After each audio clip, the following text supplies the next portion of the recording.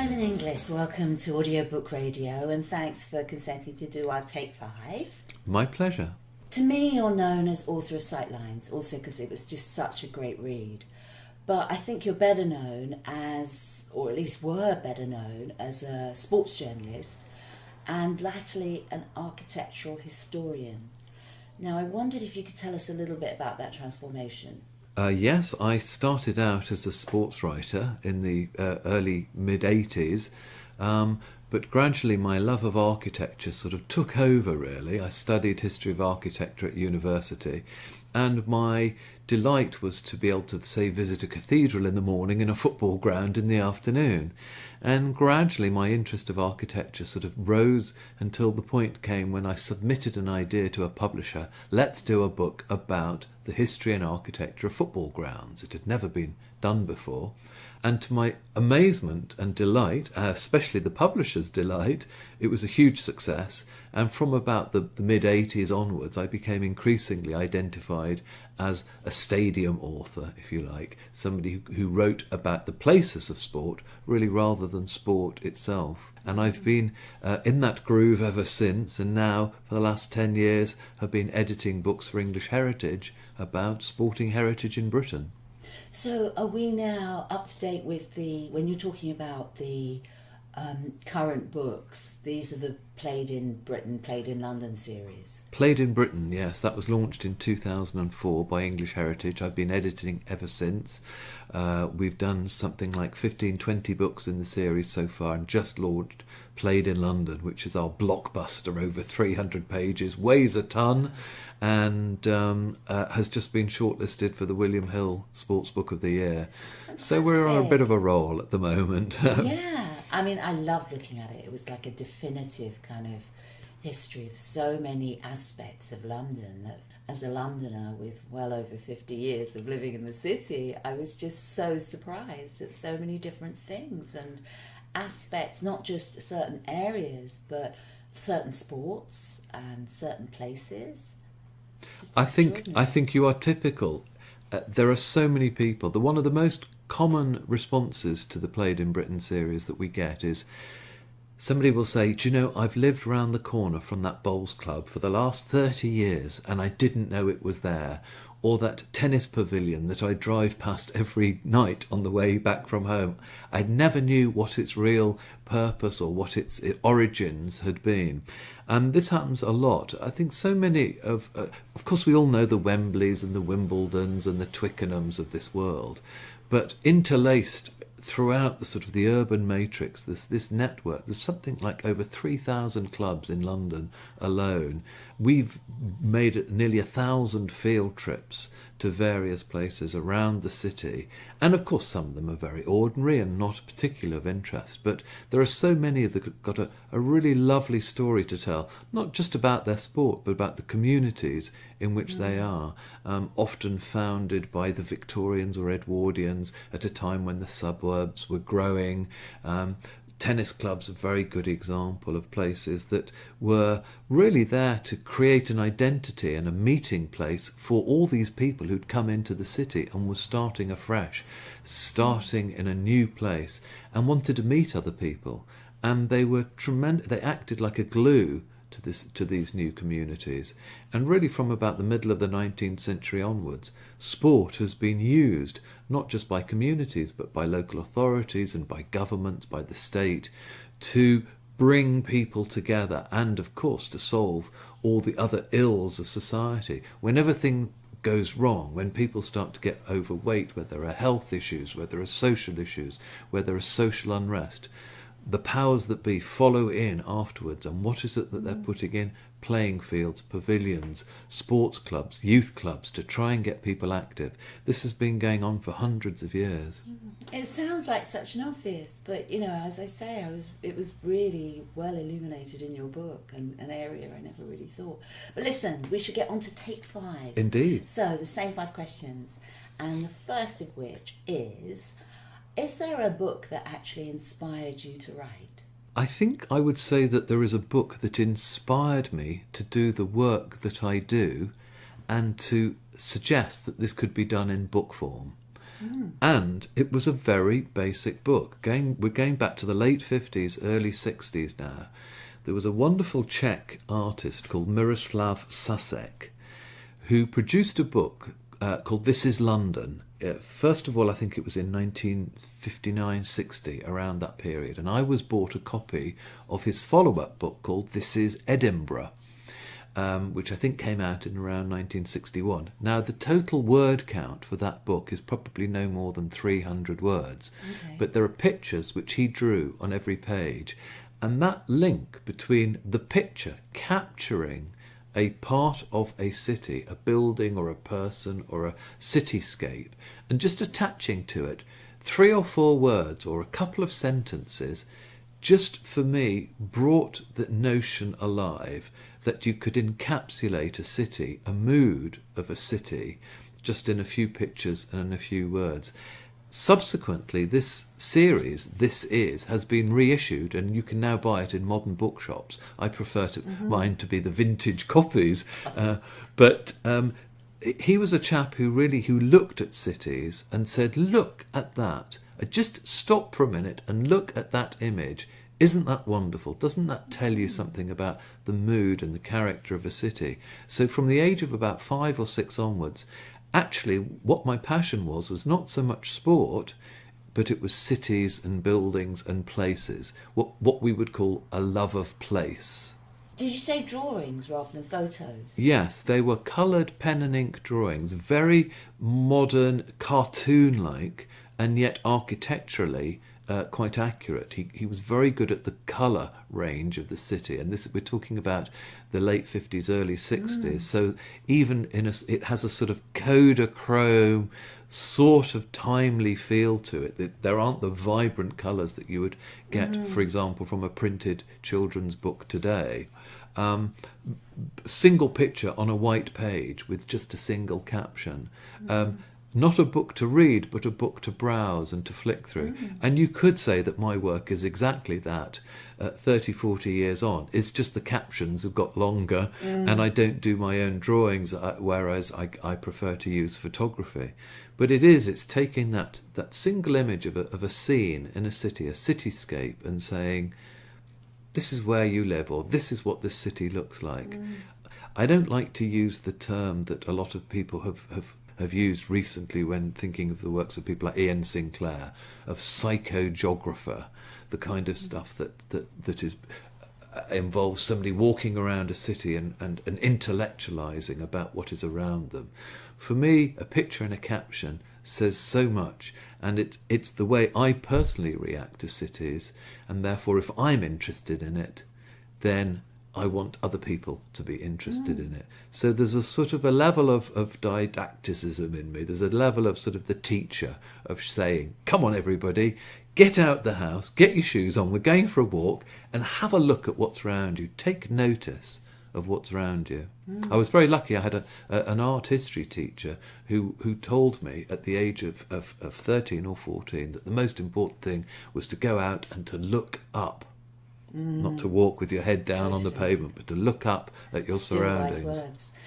So was it your introduction to Edinburgh, or did you already know the city and it kind of like... No, never been there. My father was from Edinburgh, and I had 2 grandparents in Birmingham when I grew up who were Scottish. A lot of my relatives were Scottish. We're from a Scottish Jewish family. So I grew up thinking that all Scottish people were Jewish. And conversely, that all Jewish people were Scottish. So I fell in love absolutely with Scotland from an early age. I didn't get there till I was about 12, I think. But we've done a book in our series, for example, Played in Glasgow, in the Played in Britain series, which I just loved researching because I was sort of following in the footsteps of my grandparents and even my great-grandfather who'd settled in Glasgow in the 1870s. So somewhere within my genes there was this love affair with Scotland. And is there a book that you wish you had written? There are many. I mean, obviously 50 Shades of Grey, who wouldn't want to have written a book that's such a bestseller? When you're working as a writer, you're thinking of ideas the whole time, and of course you can never complete them all. And there's always a book that comes out and you think, damn, that author has beaten me to it. And one came out last year, but it was written by a very good friend of mine, so I didn't feel so bad about it. His name is Mark Mason, and it was called Move Along, Please. Mm-hmm. And it was a non-fiction tale of how he took public transport, buses. He took local buses from Land's End to John O'Groats, taking different routes as he went up the country, paying his fares and taking a half-hour hop here, an hour there, going right up through the country over the course of a month or so. I'd love to have done that. For me, I am happiest when I'm on the top deck of a bus on the front seat, just going through a town or a city, watching the countryside, the city go past. Mark did it, and all power to him. But yeah, that's the one I really wanted to have written. Move Along, Please, by Mark Mason. Nice one. Yeah, lovely it's a lovely book. idea. It's really charming, even just the basis of it. Mm. So is there any subject that you think doesn't belong between the covers of a book? The simple answer is no. Books are about life, about the world, about us. So you can't exclude anything, and you shouldn't exclude anything. Even if you don't agree with it, it should be there. Come on, we're fighting wars for freedom of speech. As we speak, there are people dying in the cause of freedom of speech. So no, everything must be allowed, even if we don't approve of it. We have to give our point of view, but we also have to understand other people's points of view. And the written word is so important in that process. Absolutely no boundaries as far as I'm concerned, however hateful we might find those views. Okay. What about a book that you'd like read to you? I mean, do you have any contact with audiobooks, and does it appeal, the idea of a voice? I love the idea of being read to. I mean, it goes back to our youth, doesn't it? Having my father tell us stories. He often didn't read, but he made up stories. So, of course, that's part of the whole thing of being a child again, of lying in bed and hearing a voice, a soothing voice. I like to hear stories that have a bit of colour and sort of, I wouldn't say action, but atmosphere. I'm particularly fond of an author. This is going to sound very strange. An author called R.S. Surtees, who wrote in the middle of the 19th century popular novels about hunting. Now, sounds very strange. It is very totally strange. Bizarre that you'd want it read out, especially. Well, because he was a sort of satirist, although he loved hunting, he captured the spirit of mid-Victorian England very, very cleverly, in a way that you would associate with Dickens or with Wilkie Collins. He was of that period, that generation, who described in great detail what everybody was wearing, or what they were eating, or the rooms, or the pub, or the inn where they stayed. And he captured with a sort of a real glint in his eye, so that there was always a sense that although he was trying to appeal to his hunting audience, at the same time he was writing for all those other people who were saying, aren't these people awful? It was real English sort of satire and a way of encapsulating a time which I think, as the years go by and people become more familiar with photography and film and then radio, the broadcast word, television and so on, writers can make more assumptions about what you know.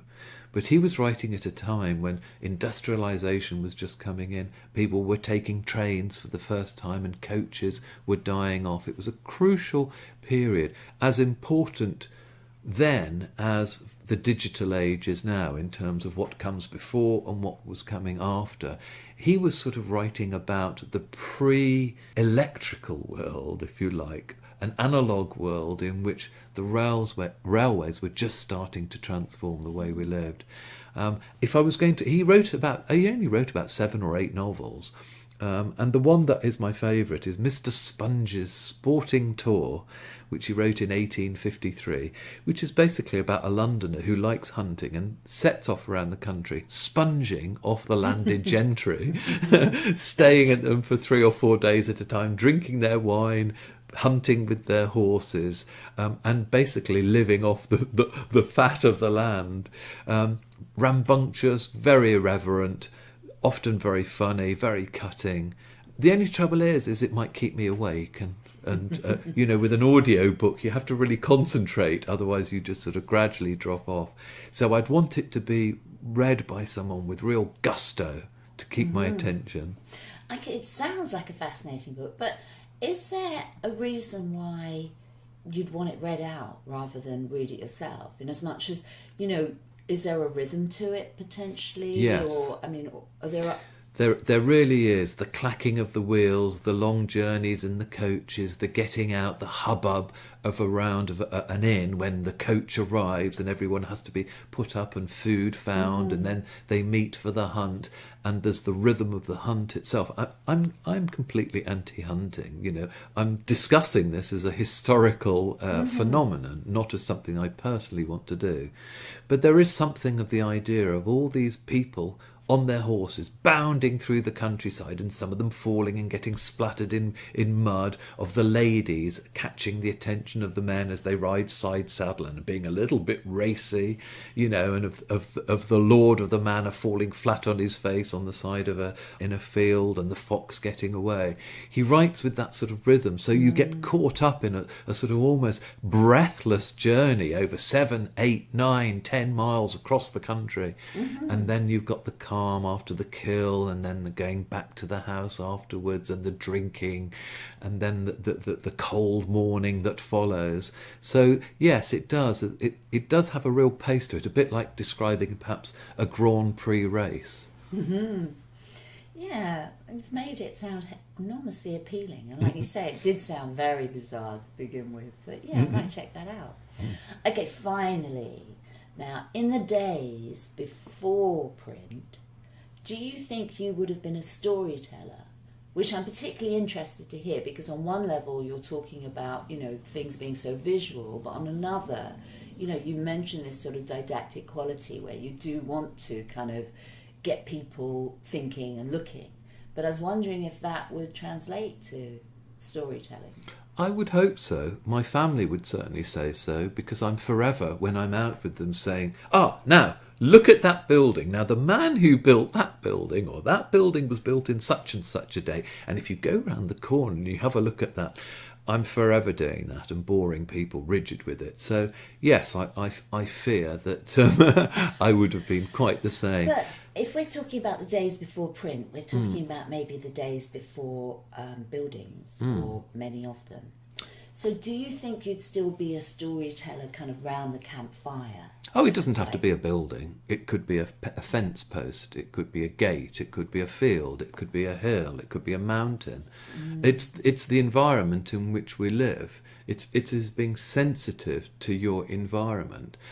Some people, when they engaged with the arts, they engage in a specific way. Some people are touched by classical music. I'm not. Some people are touched by jazz or by R&B. I am. I like the sound of drums. I respond perhaps a little bit more to the colour red than the colour blue. I like a curry, but I don't like a feta salad. I like lamb, but I don't like faggots, for example. All of us, our bodies, our souls, our heads, our complete makeup are entirely different. We're all wired up in different ways. And the way that I am wired up, I am very acutely aware of space and my surroundings. I respond to my surroundings. And because I love talking, I will talk about my surroundings. They're very important to me. I mean, I guess had I been wired very slightly differently, I might have been an architect or an engineer or an interior decorator or a painter or a cartoonist. I mean, of course, I'd love to be all these things. Of course. Actually, I'd love to be a graphic designer. Really. I'd like to do all these things, but that sense of place is so important to me, and that's why I love cities. Well, there's nowhere I don't like, really. I mean, even the back end of town in an industrial estate in the middle of Catford has its interest. If you look and if you think and you realise where you are and what you're doing, you might not want to stay there very long, but it's still worth seeing, I think. It doesn't have to be beautiful to be interesting. So yes, I think I probably would have still been that person who couldn't resist telling everybody what I thought about where I was at that particular time. I mean, that's what writers do, isn't it, really? They have the conceit to believe that somebody else is going to be interested in what they say. And that's what I do. All my books, really, are not because I've spotted a gap in the market and I've said, I think we could do a book on this because, you know, nobody else has done it before. I've done them all because I've thought, oh, I'm interested in this. I want to find out more. And as long as I'm interested, I have that conceit that somebody else will be interested. And of course, if I'm not interested, that will show in the words. If your heart is not in the sentence, or as the old expression goes, you know, it don't mean a thing if it ain't got swing. That's, for me, what it's all about. If I can't make you interested in a subject, then there's no point in me writing it down. I've got to work to get your attention, to say, hey, come here, look at this. Isn't that interesting? That's what I do. Simon, long may you be swinging. Thank you so much. Thank that was you. Great.